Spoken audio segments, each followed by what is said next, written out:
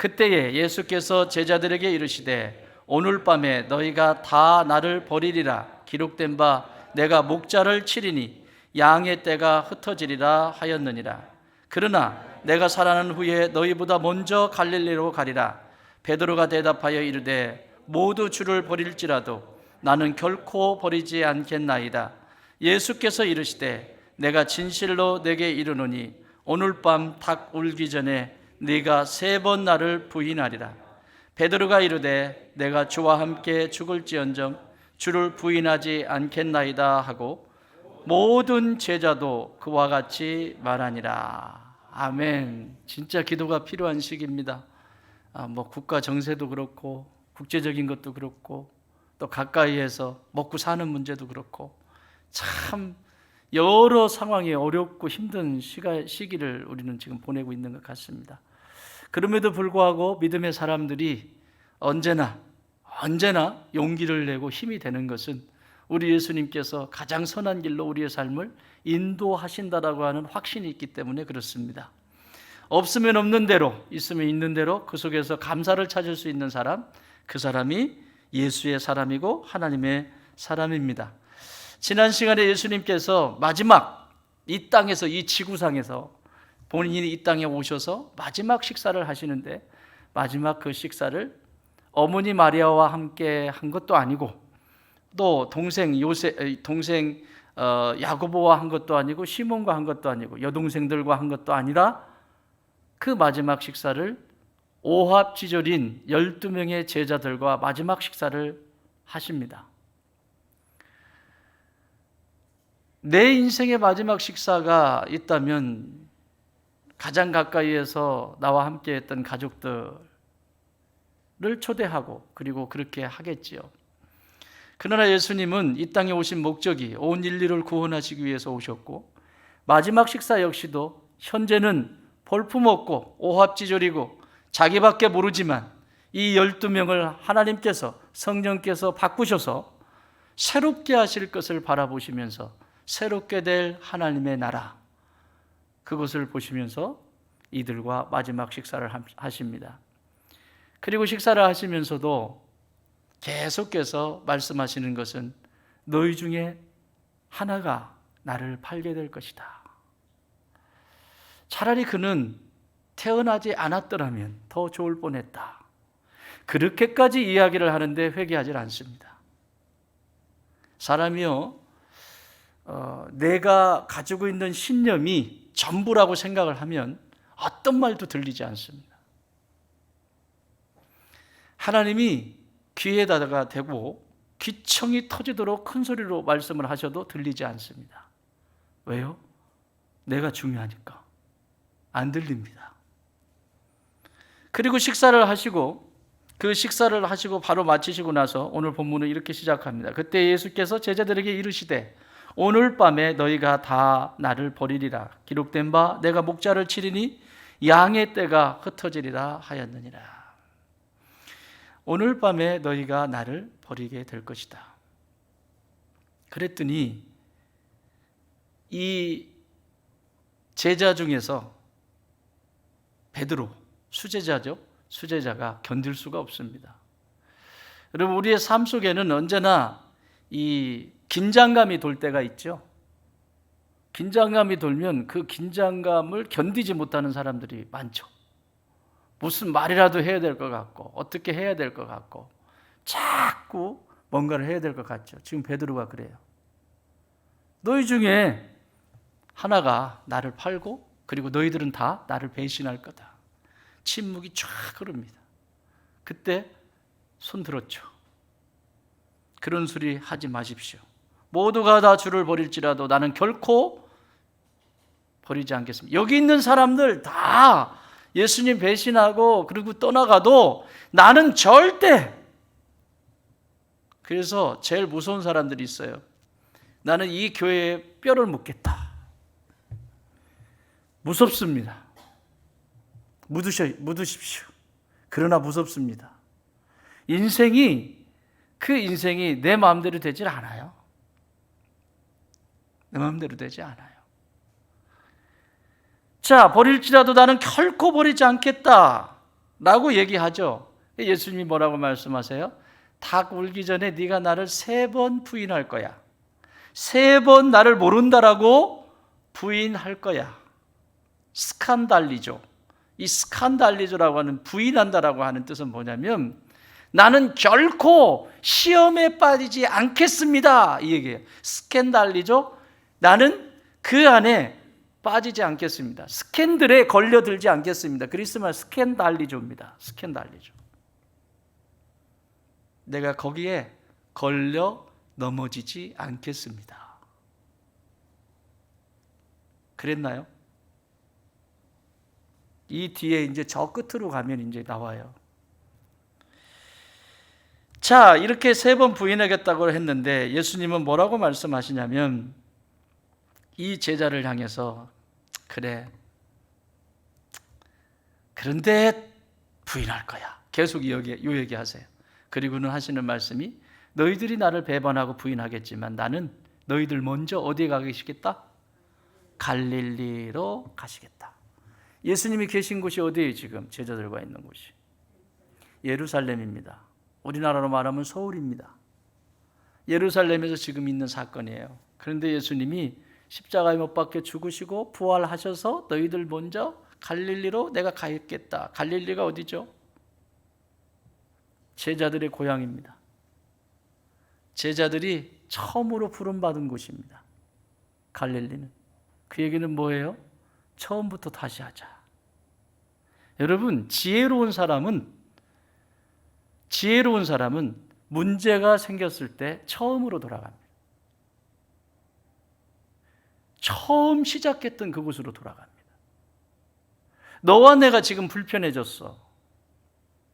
이 불편한 이 상황 속에서는 서로가 각자 자기 입장이 있고 자기가 죽지 않기 위해서 내 중심이 자꾸 움직이기 때문에 내가가 중요하죠.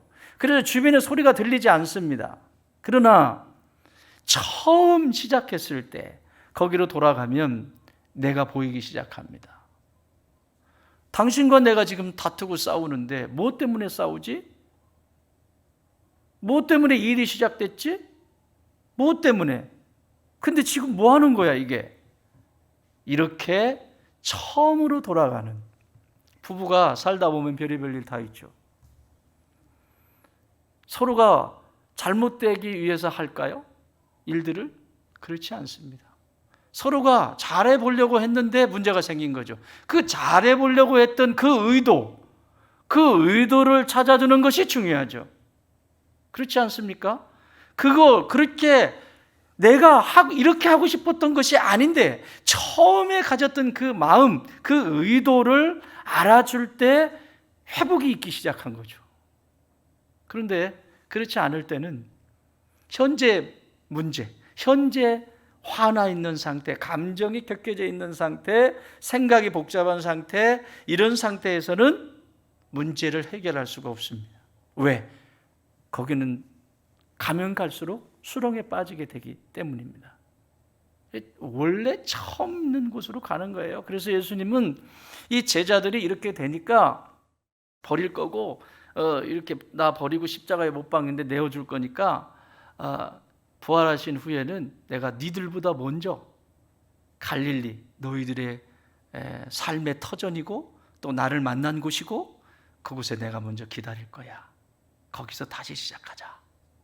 요 메시지 이해되셨습니까? 여러분, 우리가 믿음의 길을 걸어가면서 내가 원하든 원치 않든 삶의 자리에서 믿음의 여정이 뒤틀려 있을 수도 있고 구부러져 있을 수도 있고 하나님이 싫어하시는 모습으로 있을 수도 있습니다. 그때 꼭 기억해야 할 것은 하나님은 여전히 나를 사랑하신다. 나보다 먼저 갈릴리로 가서 기다리신다. 이건 사랑이에요. 사랑이에요. 여러분, 부모의 사랑과 자녀의 사랑이 같아요? 자, 오늘 뭐라고 말합니까? 제자들한테 예수님이 너희들 나 부인할 거야. 배신할 거야. 근데 뭐래요? 배신 안 합니다. 다 배신해도 나는 안 합니다. 다른 사람들은 뭐가 되는 거예요? 제자들.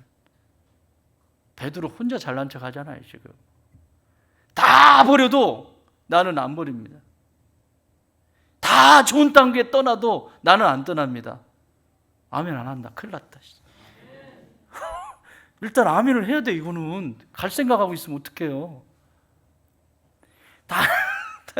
다 떠나도 나는 주구장창 여기 지킬 거야. 베드로 정도는 돼야 좀 나중에 뒤끝이 좀 그렇지. 여기서부터 걸리면 어떡해요. 다 떠날 때 같이 떠나게, 이건 안 되잖아. 이거는 안 되죠.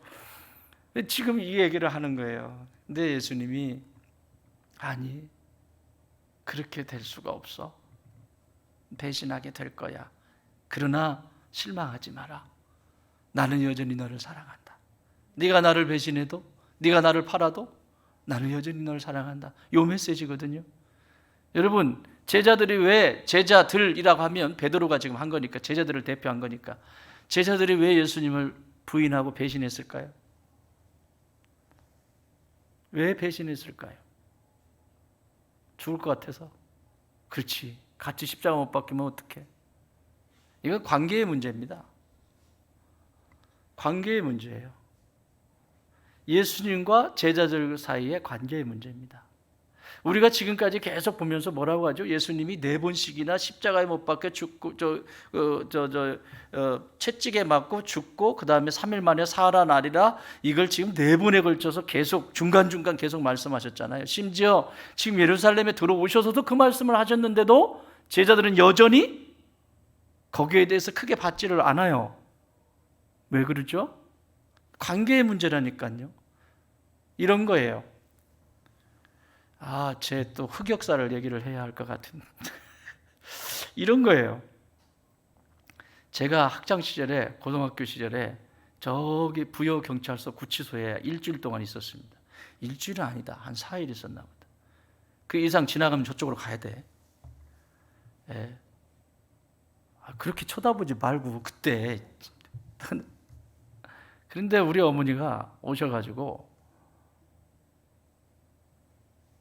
그 담당 경찰에게 형사님, 제가 뭘 몰라서 그런 거예요. 너 그렇게 봐주세요. 막 싹싹 비는 거야. 막 싹싹 비는 거야.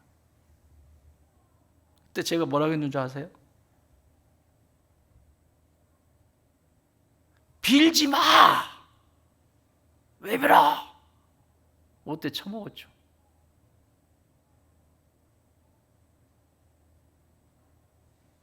그 아들이 엄마의 마음을 알아요?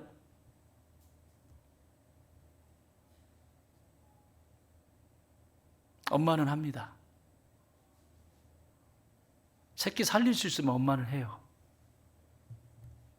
내 새끼 살릴 수 있으면 아빠는 한다고요. 근데 자식은 그렇지 않습니다. 자식은 얼마든지 부모 버릴 수 있습니다. 왜 그런 줄 아십니까? 관계의 문제예요. 부모는 자식을 사랑의 관계로, 내 눈을 빼줘도 사랑하는 내 새끼. 그런데 자식은 이해관계입니다. 부모를 볼 때. 이걸 더 구체적으로 말하면 이윤관계라고 그래요. 이윤관계. 우리 부모에게 뭐 받을 것이 있나 없나, 이윤관계. 이분이 나에게 마지막에 넘겨줄 것이 있나 없나, 이윤관계. 이걸 이해관계라고 해요. 이런 상태에서는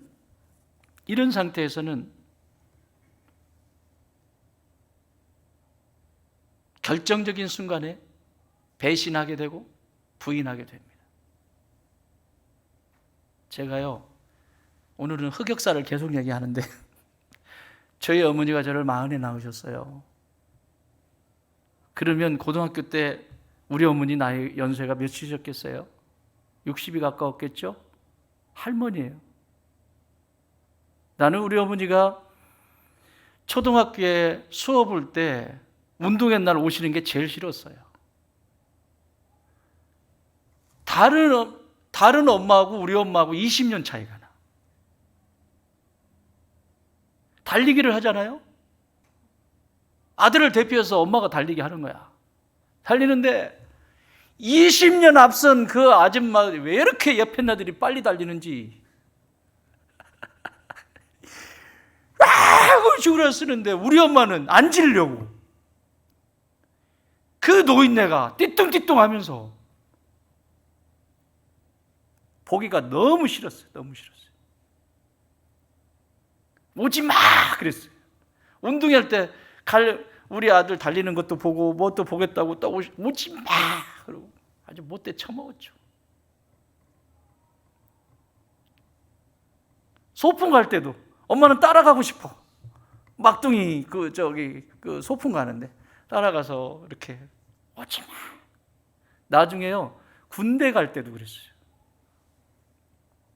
군대 가는데 우리 어머니가 이게 막내잖아요. 그러니까 그때도 좀 독했던 것 같아요. 제가 지금은 많이 양호한데 이 정도예요. 너그럽게 봐주셔서 여러분들이 요 정도 된 거예요. 군대를 가는데 엄마가 따라가고 싶잖아요. 막내 군에 가는데 집에다 앉혀놨어요. 이만큼 나오지 말라고. 그러고 혼자 갔어요. 혼자. 친구도 없어. 혼자 갔어. 혼자. 친구들은 논산으로 가고 나는 저 의정부 삼국역 보충대로 갔어요. 갈라져가지고.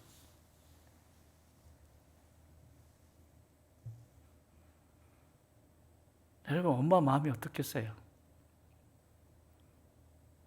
새끼는 그렇지 않아요. 오늘 얘기가 그 얘기야. 하나님과 나의 관계 속에서 하나님은 나를 위해서 전부를 주시는 분이고 전부를 주셨던 분이고 전부를 주실 수 있는 분이세요. 그러나 새끼인 나는 이해타산적이야. 이렇게 해주면 이렇게 하고 저렇게 해주면 이렇게 하고 아니 내가 원하는 대로 되어지지 않으면 언제든지 떠날 수 있는 교회고 뭐고 예수님이고 뭐고 언제든지 떠날 수 있는 그게 새끼예요. 그 차이야. 사랑의 관계냐? 이윤의 관계, 이해의 관계냐? 사랑하는 여러분, 부부 관계가 사랑의 관계가 되지 않고 이윤의 관계가 되면 오래가지 못합니다.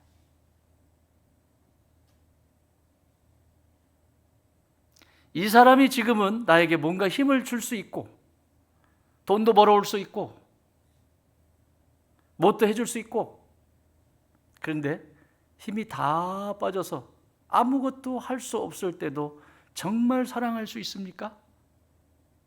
왜 대답을 안 하지? 정말 사랑할 수 있습니까? 그게 사랑의 관계야. 지금은 아쉬우니까 내 애들만 커봐라. 내가 이 인간하고 사나. 이런 이윤의 관계 속에서 어떻게 배신하지 않고 부인하지 않는 일어날 수가 없는 일이에요. 우리의 자녀들도 마찬가지입니다. 어려서부터 부모의 그런 사랑의 관계, 우리 장안의 화제인 이상한 나라의 앨리스가 아니라 이상한 변호사 우영우가 말하잖아요. 그 최근에 방영된 그 누구지? 아이들 뭐라고? 방구뽕. 그 사람이 사령관이잖아, 사령관. 어린이 해방 사령관. 해방군 사령관. 다 봤네. 어린이 해방군 사령관. 그 사람의 관점에서 그 사람이 성장하면서 수없이 자기가 당했던 진짜 아이가 필요한 게 뭘까? 정말 우리 아이들이 필요한 게 뭘까? 그런데요, 부모들도 가만히 들어가 보면요, 무조건적인 사랑이 아니에요. 이해관계를 맺으려고 해요, 아이들하고. 자꾸 내가 이 학원 보냈으니까, 내가 비싼 돈 들여서 너 이렇게 했으니까 넌 이렇게 해야 돼, 저렇게 해야 돼, 이렇게 해야 돼. 이미 사랑의 관계가 아니라, 그래 못해도 되고 실수해도 되고 엄마가 있고 아빠가 있어 괜찮아가 아니라, 이렇게 이만큼은 해야 돼, 요만큼은 해야 돼 라고 하는 이해관계가 되어버리기 때문에 이 아이들이 다 커서 부모를 사랑의 관계로 대할 수가 없습니다. 부모가 나이가 들어서 힘이 없고 아무 능력이 없다 할지라도 내 엄마, 내 아빠라고 하는 그 사실 때문에 그 곁에 있을 수 있는, 그게 사랑의 관계예요. 우리 예수님이 무리를 걸으시고 문둥병자들을 고치시고 소경의 눈을 뜨게 하시고 안진뱅이를 일으키시고 혈류의 근원을 마르게 하시고, 자기 일이 아니라고 아멘 소리가 안 나오는데, 구부러진 자를 펴주시고 죽은 자를 다시 살리시고, 그렇게 할 때는 수없이 많은 사람들이 있었습니다. 지금도 제자들은 그렇게 능력 있는 예수님을 기대하고 있어요. 그러니까 버리지 않겠다고 하는 겁니다. 다 버린다고 해도 결코 버리지 않겠습니다 라고 할 수 있는 것이 힘이 있었거든요. 예수님이 어디 무리를 걸어요? 어떻게 죽은 자를 살려요? 있을 수 있는 일입니까? 귀머거리에 귀를 열어주시고 눈먼 자의 눈을 열어주시고 안진뱅이를 일으켜주시고 이 놀라운 귀신을 떠나가게 하시고, 이런 능력을 가지고 계신 그 예수님의 모습과는 정반대로 아무런 힘이 없는, 아무런 능력이 없는,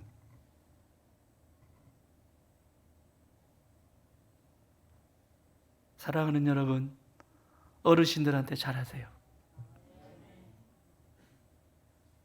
저는 젊은 날에 속을 썩여와서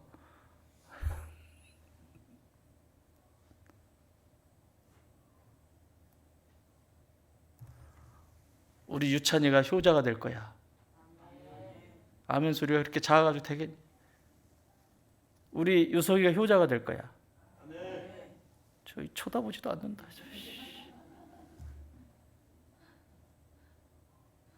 그 속색일 때 무릎으로 기도하는 부모가 있으면 걔는 반드시 효자가 돼요. 어르신들한테 잘하세요. 나도 또 늙어요. 내가 팔팔하니까 그럴 것 같지. 금방 지나갑니다, 시간. 잘하세요. 그런 관계를 맺어가는 거예요. 특히 여러분 부모님에게 진짜 잘하세요. 할 수만 있으면 틈나는 대로 찾아뵙고 맛있는 거 사드리고, 재령도 좀 떨고, 언제부터 지가 늙었다고 재령도 안 부려요.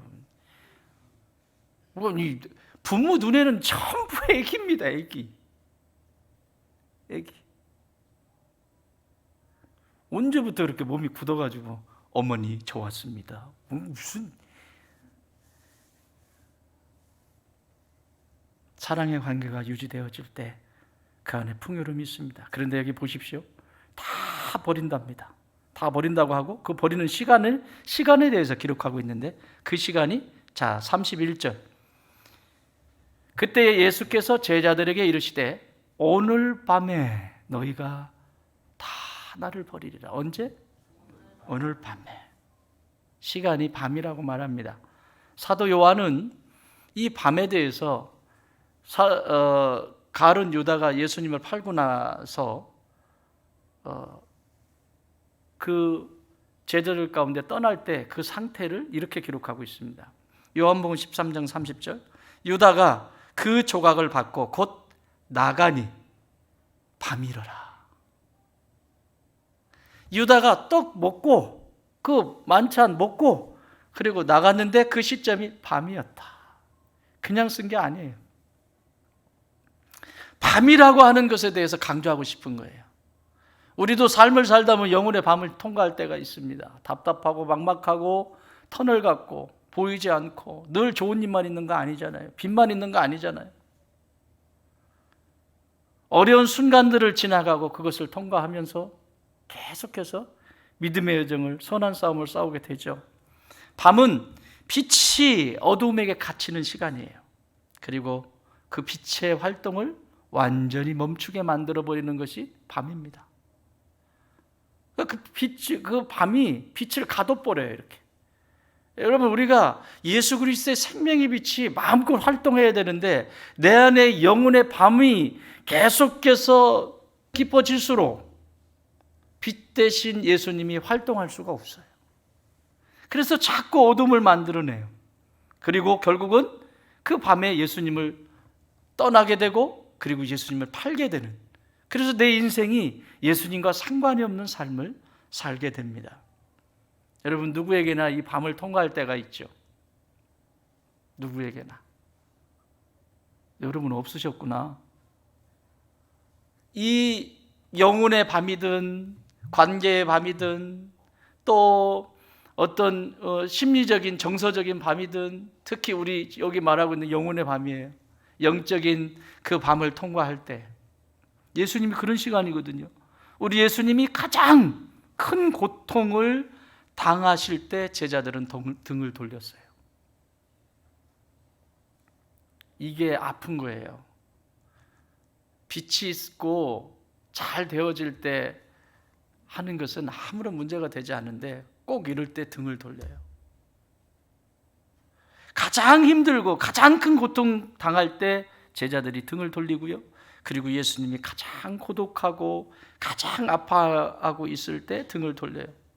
그리고 무엇보다 아무도 없는 겟세마네 동산에서 땀을 흘리며 그 땀에 그 마치 핏방울처럼 그렇게 진액을 짜내는 그 시간에 제자들은 등을 돌려요.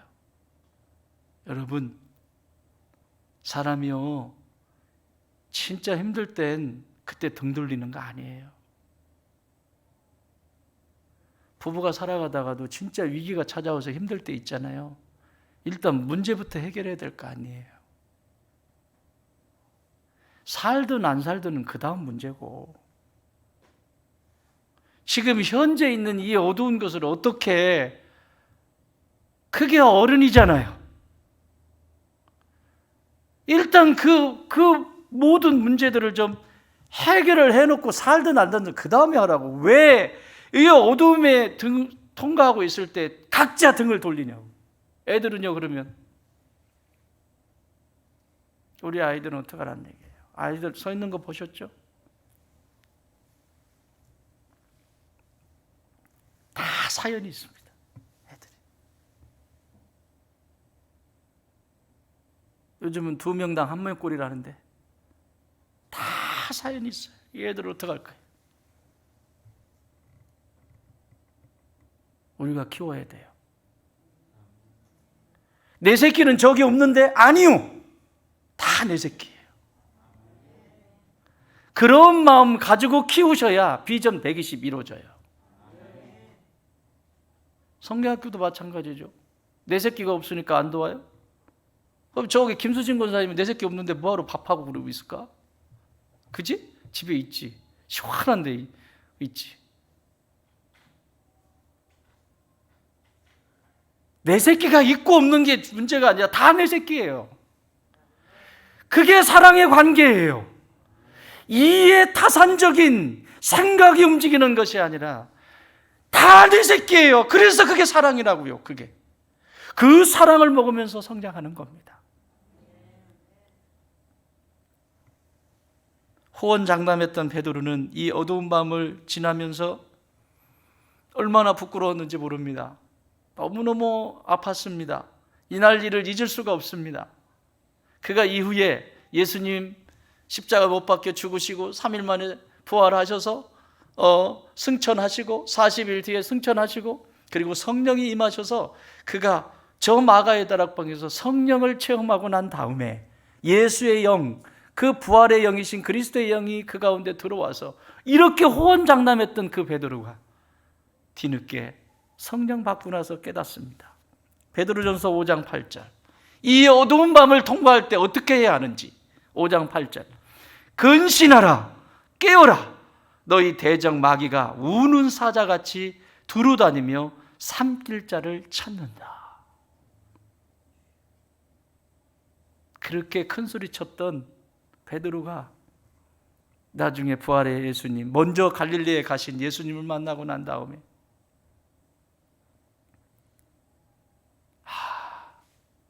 진짜 근신해야 되는구나, 진짜 깨어 있어야 하는구나. 누구든지 넘어질 수 있습니다. 여기 있는 저를 비롯해서 여기 있는 모든 분들 누구든지 넘어질 수 있습니다. 그러나 그때 꼭 기억해야 할 것은 예수님이 먼저 갈릴리에 가 계십니다. 먼저 나를 기다리고 계십니다. 그래서 회개만큼 아름다운 건 없어요.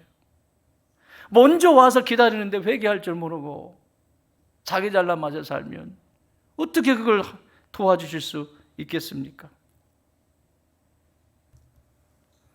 이 어두운 밤을 통과한다는 것은 이해관계 속에 있기 때문에 언제든지 배신하고 부인할 수 있어요. 그래서 쉬운 선택을 할 수 있습니다.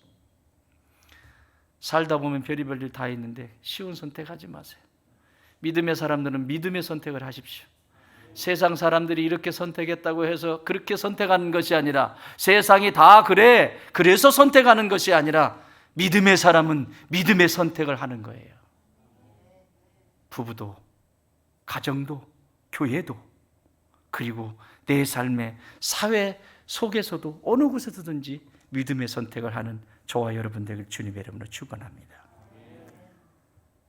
32절에서 이렇게 다시 말씀하십니다. 한 번 더 읽겠습니다. 시작.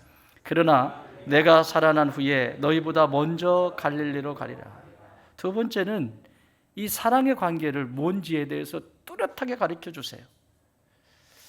이 이해관계가 되어버리고 이윤관계가 되어버리면 언제든지 떠날 수 있습니다. 중요하지 않아요. 내게 이윤이 없으면, 나에게 유익이 없으면 언제든지 버릴 수 있거든요. 이걸 바꿔 말하면 성령 받지 않았다는 얘기예요. 성령 받으면, 부활하신 영이 내 안에 계시면 그렇게 쉽게 하지 않아요. 나무 뿌리 붙잡죠. 정말 이것이 나를 위한 것이고 교회를 위한 것이고 하나님을 위한 것인지 묻고 또 묻지요. 그래서 그 속에서 문제들을 해결해 가죠. 그러나 예수님의 나를 향한 관계는 언제나 또 받아주시고 또 받아주시는 사랑의 관계입니다.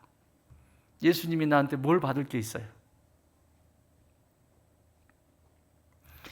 헌금을 내가 어느 날 돈이 생겨가지고 2천만 원을 딱 가져왔어요. 2천만 원이니까 놀라지도 않네. 2천억을 가져왔어요. 상상이 안 가서 이건 또 못 놀래네. 그래, 2천억이라고 해요. 2천억을 하나님 전에 딱, 내가 그래도 딱 2천억. 2천억 했으니까 교회가 나를 그냥 대충 안 보겠지. 빨리 장로 세워주겠지. 어린 반푼어치도 없는 소리야. 2천억을 했어요. 뭐라고? 괜찮은 것 같아? 2천억이면 그냥 장로 이렇게 이해 타산적이에요. 언제? 자, 여러분, 하나님이 2천억을 가져온들 하나님이 배가 부르시겠냐고. 그 2천억 가져온다고 하나님이 배가 부르시겠어요? 나에게 하나님이 주신 이 삶의 자리에 내 인생의 주인은 하나님이십니다 라고 고백하는 게 10의 1주죠. 그렇죠? 그거 코찔찔이 10분의 1 그거 하나님이 무슨 세금 띄는 것처럼 나를 위한 거라고. 나를 위한 거. 내 인생의 주인이 하나님이십니다라고 하는 이 고백이 안 되면 이 세상의 모든 인생들은 다른 것을 사랑하게 돼 있어요. 제가 지난주에 말씀드렸죠. 내 호주머니에서 지금 가장 돈을, 물질을 가장 많이 쓰는 것이 그게 내 미래라고. 어디에 내가 물질을 많이 쓰는지, 어디에 내가 시간을 많이 쓰는지, 그걸 사랑하는 것이라고. 성경 한 번 읽는 데는 30분 읽는데 몸부림을 치는데, 스마트폰 하는 데는 2시간, 3시간, 스마트폰 사랑하는 거죠. 그렇지 않습니까? 그럼 미래는 뻔한 거 아니에요. 어떻게 이겨요? 어떻게 하나님이 주시는 풍요로움을 누릴 수 있겠어요? 못 누리죠. 그렇지 않습니까? 당연한 거 아니에요? 그냥 이 세상 사는 이치도 그렇지 않습니까? 하나님이 2천억을 가져온다고 배가 부르시겠어요? 2천조를 가져온다고 하나님이 배가 부르시겠어요? 하나님이 뭐가 따라합시다. 나를 위한 사랑. 그렇지 않으면 내 영혼이 세상 속에 팔려요. 마귀가 내 영혼을 질질 끌고 다니면서 행복하지 않게 만들어. 자꾸 불행한 길로 끌고 가. 하나님은 나에게 행복이라고 하는 AI가 작동되게 넣어놨거든. 안에. 사람들은 불행하다. 나는 행복하다. AI 넣어놨다니까 거기. 근데 왜 자꾸 불행한 것을 선택해? 얼마나 속상하시겠어요? 우리 하나님이 얼마나 속상하시겠어요? 먼저 가 계시겠다잖아요. 먼저. 이게 사랑이라니까요. 찬양도 있잖아요. 주 예수 내가 알기 전 날 먼저 사랑했네. 찬송가 90장. 주 예수 내가 알기 전 내가 예수님을 내가 아니라니까요. 예수님이 나를 먼저 찾아오셨다고요. 먼저 갈릴리에 가셨다고요. 믿으십니까? 내가 잘나서 회복이 된 것 같죠? 아니요. 예수님이 먼저 거기 가서 기다리셨다고요. 여러분 성전을 찾으세요? 성전에 먼저 오셔서 기다리신다고요. 그게 성도의 믿음이에요. 그래서 거기서부터 회복이 되기 시작하는 겁니다. 그 사랑 안에 녹아지기 시작하는 거예요. 날 사랑하심 또 날 사랑하심 날 사랑하심 어디에 써 있다? 성경에 써 있네. 아멘. 내가 연약할수록 약한 나를 도우시고 먼저 기다리시며 무엇이 필요한지 아시고 그것이 부모이고 그것이 하나님의 사랑입니다. 말씀 정리합니다. 여러분 엄마가 되어주세요. 아빠가 되어주세요. 왜 엄마의 길을 포기하려고 합니까? 왜 아빠의 길을 포기하려고 합니까? 그게 얼마나 소중한 자리인데 엄마가 자꾸 여자가 되려고 그래. 여자가 되려고 하면 엄마의 자리는 있을 수가 없어요. 그러면 아이는 자랄 수가 없어요. 엄마에게서 자라게 돼 있어요. 아빠에게서 자라게 돼 있어요. 아빠가 왜 자꾸 남자가 되려고 그래? 밖에 나가고 장가 안 간 사람처럼 찡그리세요? 그래가지고 접근해가지고 딱 했어. 그러니까 나 결혼했는데 왜 그런데 얘기 안 했어요? 내가 언제 얘기할 기회를 줬어요? 왜 남자가 되려고 해요? 모습애들 따라합시다. 나는 아빠다. 나는 아빠다. 아빠가 되어주세요. 엄마들 나는 엄마다. 여자보다 훨씬 무엇과도 바꿀 수 없는 가치 있는 존재 엄마. 그래서 아무리 힘들고 어려워도 우리 어르신들 계신데 저 집사님? 한 집사님? 엄마 하면 지금도 눈물 나지? 그죠?